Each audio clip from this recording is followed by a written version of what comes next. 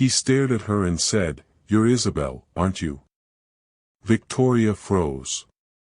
Her fingers, still wrapped around the coffee cup, went cold. The man sitting across from her, the Ryan Whitaker, looked too sharp, too certain, too wrong about her. And yet, she hadn't stopped him when he sat down, smiled, and said, "Finally, you made it." It had been a mix-up. A small, stupid misunderstanding. But in that moment, she couldn't bring herself to correct him. Ryan was supposed to meet his blind date, Isabel, at this small cafe on McKinney Avenue. He was late, which was rare for him, but his morning had been chaos. Deals, calls, deadlines. When he finally walked in, he saw her. Victoria. Dark hair pulled back in a loose braid, tired eyes that still managed to shine, and a plain blue sweater that looked like it had seen 100 night shifts. She didn't look like the kind of woman who'd spend an evening with a billionaire CEO. But she smiled when he approached, and that smile disarmed him. Before we continue, take a second and tell us in the comments, where are you watching from? Your country and your city. Kindly subscribe to the channel, your support means a lot to us, it helps us grow and motivates us that a huge number of people appreciate our output. Alright, let's get back to the story. Ryan, she had said softly, like she was testing the sound of his name. That single word had thrown his world off balance. Now, sitting across from her, he was realizing the truth. Her phone had just lit up with a hospital alert, "Dar incoming, code trauma." He blinked. "You're a nurse." Victoria nodded, a little embarrassed. "Yeah. Sorry, I didn't mean to, take someone else's seat. I thought you might be looking for company." "You looked like you needed it." Ryan's chest tightened at her honesty. Most people never told him what he looked like. They just wanted to know who he was. He could have walked away right then. He could have waited for Isabel to arrive, like he was supposed to. But something about this woman, this stranger who didn't know or care about his money, made him stay. "Then stay," he said, surprising himself. "You've already made my day better." For the first time in a long time, he wasn't talking to a woman trying to impress him. He was talking to someone who saw him as a person. They talked. About nothing and everything. About patience, late-night coffee, his impossible schedule. She told him she worked double shifts at Parkland, that sometimes she slept in her car to save time. He told her about his insomnia, how even success felt empty at 3 a.m. There was an ease between them that shouldn't have existed. Half an hour later, her phone buzzed again. This time, she hesitated before checking it. "You should go," Ryan said softly. She nodded. "Yeah. Duty calls." She smiled again, this time, smaller. "Sorry for crashing your date." "It wasn't a crash," he said. "It was the best mistake I've had in years." She laughed, then stood, and for some reason, he couldn't let her walk away without saying something. "Hey, Victoria." She turned. "If I call this a date, does it still count?" Her cheeks turned red. "You don't even know me." "Not yet," he said. And then she left, walking out into the Dallas evening, leaving Ryan sitting there, grinning like a man who'd just lost something he didn't even know he wanted. He didn't know Isabel would arrive 10 minutes later. He didn't know she'd sit down at the same table, smiling politely, and ask, "Ryan Whitaker?" And he wouldn't realize until much later that the woman he couldn't stop thinking about wasn't the one he was supposed to meet. Isabel's perfume hit him before her voice did, sharp, designer, rehearsed. She was beautiful, polished, everything he was told to expect. But Ryan couldn't stop comparing her to Victoria. The warmth, the laugh, the way she didn't care about the check or the name on his watch. As Isabel talked about vacations, galleries, and social circles, Ryan realized how quiet the cafe felt without Victoria's laugh. He smiled and nodded through the conversation, but his mind kept drifting. To a blue sweater. To tired eyes. To something real. Later that night, he found himself driving past Parkland Hospital. He told himself it was coincidence. But it wasn't. That's when he saw her again, outside the emergency bay, tying her hair up, exhausted but still standing tall under the neon lights. He parked. He shouldn't have. But he did. When she noticed him, she frowned in confusion. "Ryan?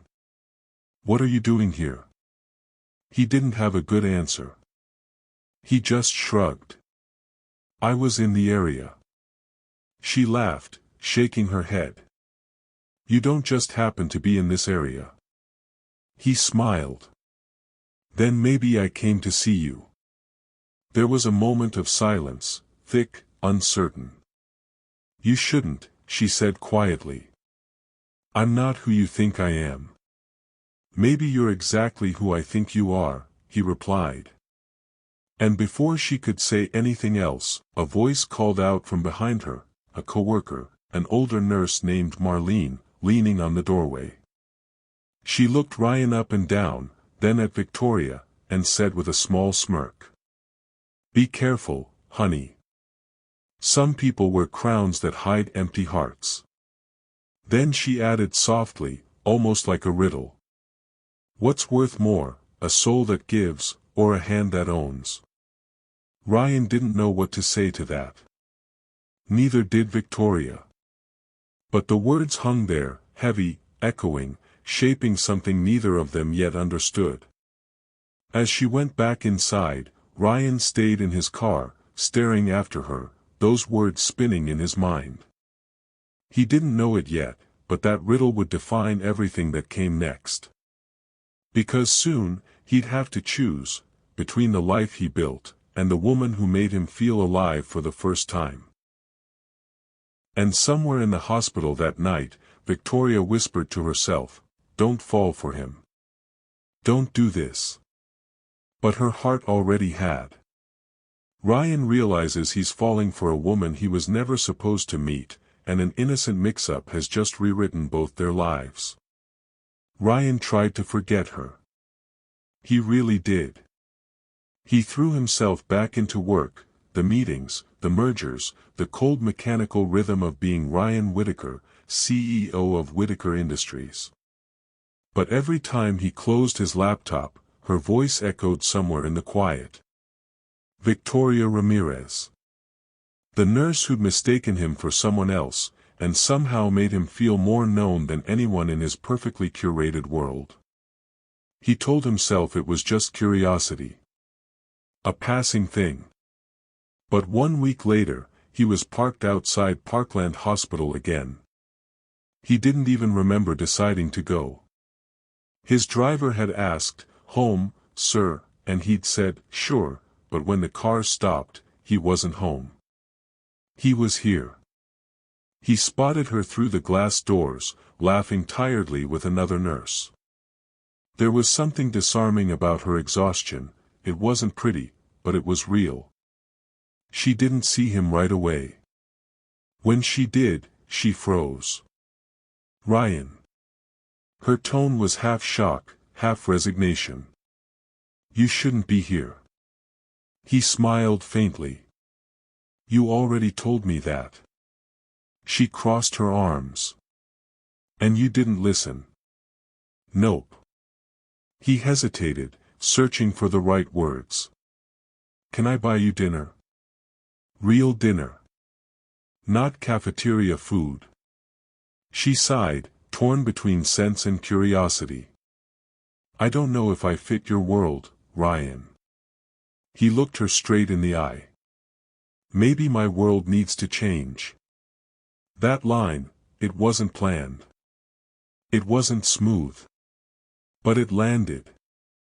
And for the first time, she didn't say no. They met again the next evening. Not in some five-star place downtown.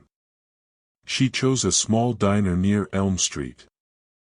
Plastic seats, cheap coffee, loud music, and too many families trying to stretch $1. He loved it. They talked for hours.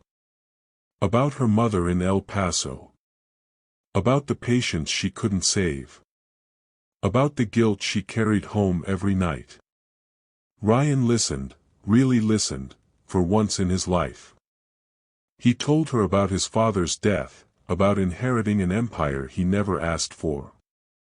About how money couldn't buy silence in his head. When she reached across the table and touched his hand, it wasn't romantic. It was human. But it hit deeper than anything he'd felt in years. Then came the second riddle. A man at the counter, a regular, older man with a soft southern drawl, had been watching them for a while. As he left, he paused and said to Ryan with a cryptic smile. If two people see the same star, but from different sides of the world, who's closer to its light? Ryan frowned, confused. Victoria laughed it off, but that question lingered. Later that night, lying awake, he realized, he and Victoria were those two people. From different worlds. Different skies. And yet drawn to the same glow.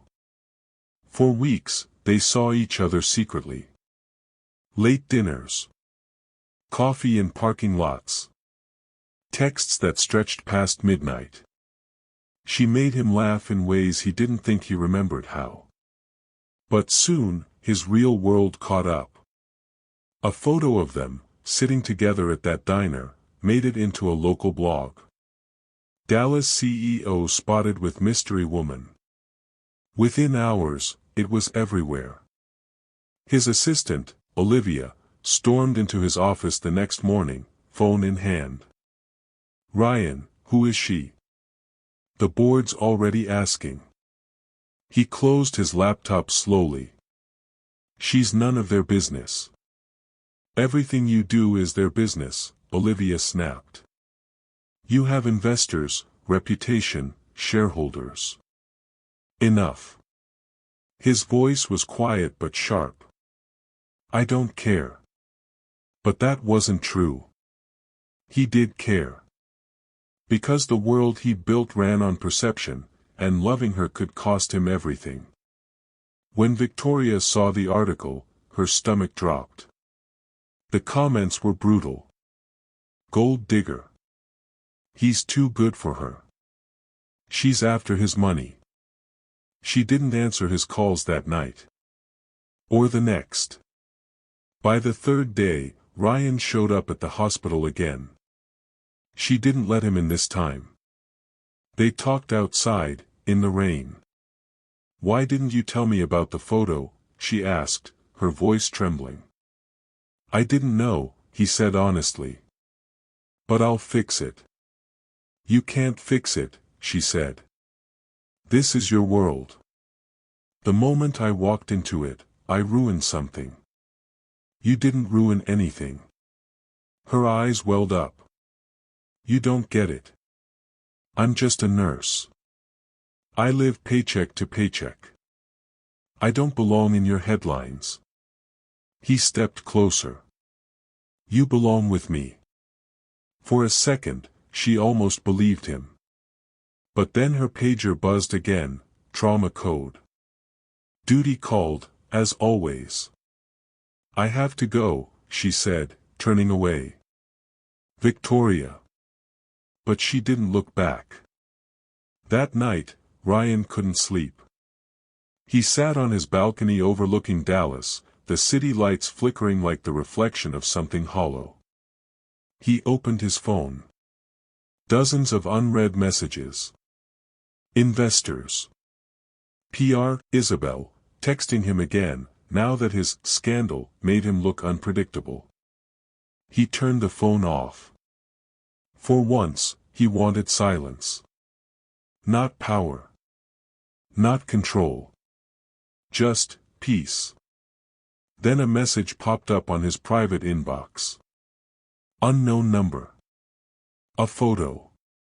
Victoria, standing outside the hospital. Hair pulled up. Eyes tired. Caption: "You deserve better than this, Mr. Whitaker. She'll drag you down." He didn't know who sent it. He didn't care. He only knew one thing: he couldn't lose her. The next day, he walked into the hospital unannounced. Security tried to stop him, but he kept going until he found her in the break room, sipping coffee, looking startled and fragile. "Ryan, what are you?" "I'm not leaving," he said. "Not until you listen." Everyone in the room went silent. A CEO in a suit, standing among nurses in scrubs, it was surreal. He lowered his voice. "I don't care what people think. I don't care about headlines or shareholders. I care about you." She stared at him, heart pounding. "Why me?" He smiled faintly. "Because when I talk to you, I stop feeling like a transaction." She looked away, blinking tears. "Ryan. Tell me you don't feel it too," he said quietly. She couldn't. Because she did. But before she could answer, her supervisor walked in, and the spell broke. "Mr. Whitaker," the woman said stiffly. "You need to leave. This is a workplace." He left, but not before slipping a note into Victoria's locker. "Dinner tonight. My place. No press. Just us." She found it after her shift. Stared at it for a long time. Then folded it into her pocket. That evening, she went. And for a few hours, it was perfect. Music, laughter, the city glittering below them from his penthouse balcony. She wore a simple black dress he'd sent her, not expensive, but elegant. For the first time, she let herself imagine what it might be like to belong there. To be loved without fear. Then, a knock on the door. Ryan frowned, confused. "I wasn't expecting anyone." He opened it to find Isabel. Standing there. Beautiful. Smiling. Holding a glass of wine she'd probably brought herself. "Oh," she said sweetly, glancing past him at Victoria. "I see you finally found your mystery nurse." Victoria froze. Ryan's chest tightened. "Isabel, what are you doing here?" "I came to remind you of your real commitments," Isabel said, voice laced with venom. "The charity gala tomorrow. The one your company's reputation depends on." Then she looked at Victoria. "You didn't really think he'd risk everything for you, did you?" Victoria swallowed hard, stepping back. "It's fine," she whispered. "I should go." "Wait," Ryan reached for her, but she was already gone. The door closed behind her, and the silence was deafening. Victoria walks away again, convinced Ryan's world will never make room for her, while Isabel's return threatens to destroy everything real between them. The night she left his penthouse, something broke inside Ryan Whitaker. Not the kind of break that makes you angry. The kind that makes you quiet. He didn't chase her, not because he didn't want to, but because for the first time, he realized chasing wasn't the answer. She needed proof, not promises. The next morning, the headlines exploded again. Whitaker caught in love triangle. CEO's secret affair threatens gala. Mystery nurse at center of billionaire scandal. Every word was designed to burn him, and her. At first, he thought of calling his lawyer, his PR team, anyone who could spin this. But then he saw the comments section again, hundreds of strangers tearing Victoria apart, turning her into a caricature. He shut his laptop. Enough. That same morning, Victoria sat in the hospital's empty locker room, reading those same headlines. Her hands were shaking. She'd worked a double shift, hadn't eaten, hadn't slept. But she wasn't crying anymore. Somewhere between heartbreak and exhaustion, she'd gone numb. Marlene, the older nurse who'd once given her that riddle, walked in quietly and set down 2 coffees. "You look like a ghost," Marlene said softly. Victoria smiled weakly. "I probably am." Marlene sighed. "You love him, don't you?" Victoria looked away. "It doesn't matter. He's from a world where love is." PR approved. Marlene studied her for a moment, then spoke again, slow and deliberate. "Remember what I told you before? About what's worth more, a soul that gives, or a hand that owns?" Victoria nodded faintly. "Well," Marlene said, touching her shoulder, "sometimes, giving means letting someone show you they're more than what they own." And with that, she left. Those words hit harder than Victoria expected. Across town, Ryan was making a choice that would define him.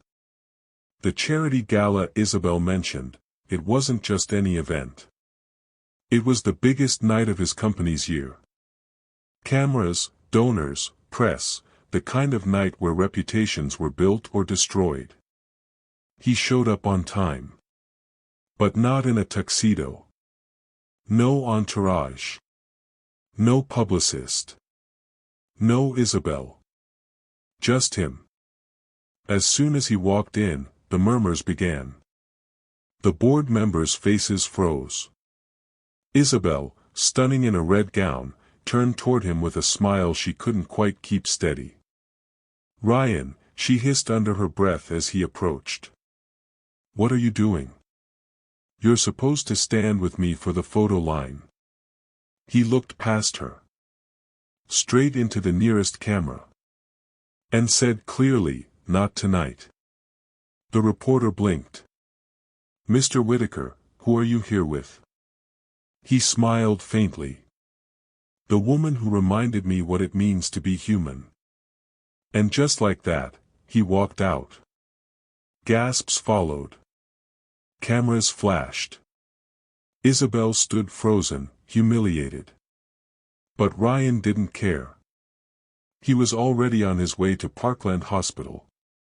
Victoria was finishing her shift when she saw him walk in, again.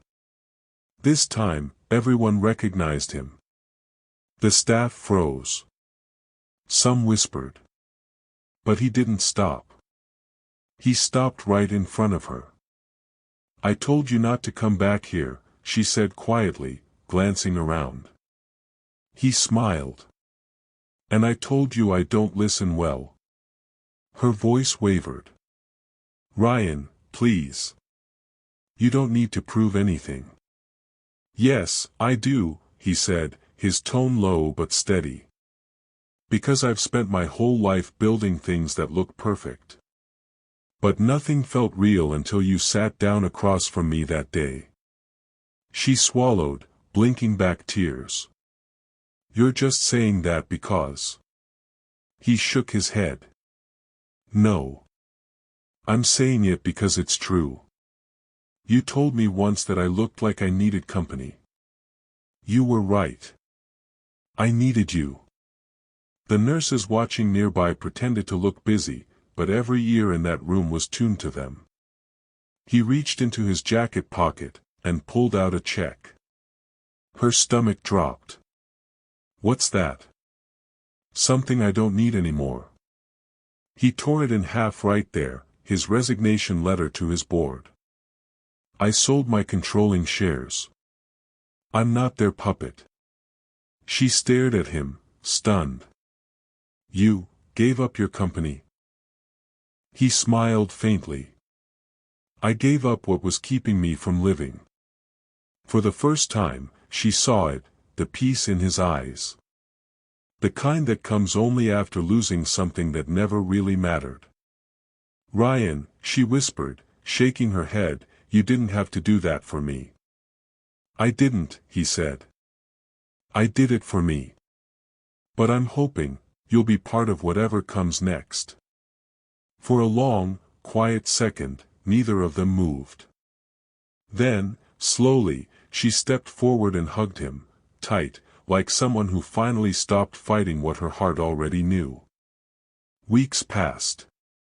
The tabloids moved on. Isabel disappeared back into her own circle. Ryan and Victoria started building something quietly, away from cameras and boardrooms. It wasn't easy. He was learning to live without power. She was learning to trust that love could exist without imbalance. Sometimes they'd meet back at the same cafe on McKinney Avenue. Same table. Same spot where it all began. And one night, as they sat watching the world rush by outside, Victoria smiled and said, "You know what's funny? You were never supposed to sit down with me." Ryan laughed. "I know. But if I hadn't, I'd still be the loneliest man in Dallas." She smiled. "Do you ever think about that first riddle?" He nodded. "Every day." She leaned in. "So what's worth more, a soul that gives, or a hand that owns?" He smiled gently.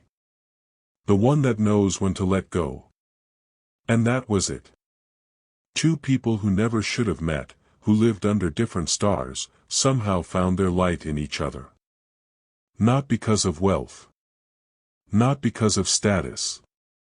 But because, for once, they both chose real. My landlord told me, if I don't get 100 subscribers before end of the week, I will be evicted. Kindly hit that subscribe button right now to save me from eviction. Drop a comment below and tell me, what would you have done if you were in Victoria's place?